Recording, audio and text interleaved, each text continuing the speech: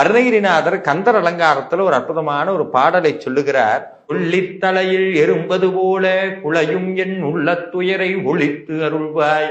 சொல்றார் என்னன்னா, ரெண்டு பக்கமும் நெருப்பு, அந்த நெருப்புக்கு மத்தியில ஒரு எறும்பு சிக்கிச்சுன்னா அது என்ன துடிதுடிக்குமோ, என் வாழ்க்கையும் அப்படித்தான் முருகா இருக்கு. சொல்ல முடியாத துயரங்களினால் என்னுடைய வாழ்க்கை துடிதுடித்து கொண்டிருக்கிறது, என்னை எப்படியாவது காப்பாற்றணும்னு அவர் கேட்ட அடுத்த நிமிடம் சொல்லக்கூடிய வார்த்தைகள், ஒரு கோடி முத்தம் தெள்ளி குளிக்கும் கடல் செந்தில் மேவிய சேவகனே, வள்ளிக்கு வாய்த்தவனே, மயிலேறிய மாணிக்கமே.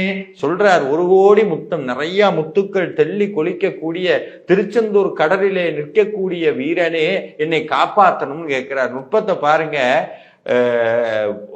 அந்த சாமி இந்த கந்தரலங்கார பாட்டுல தன்னை எறும்போடு ஒப்பிடுகிறார். நெருப்புக்கு மத்தியில மாட்டின எறும்பு, அந்த எறும்பை காப்பாற்றணுங்கிறக்கா யாரை கூப்பிடுறாரு தெரியுங்களா? வீரனை கூப்பிடுறார்.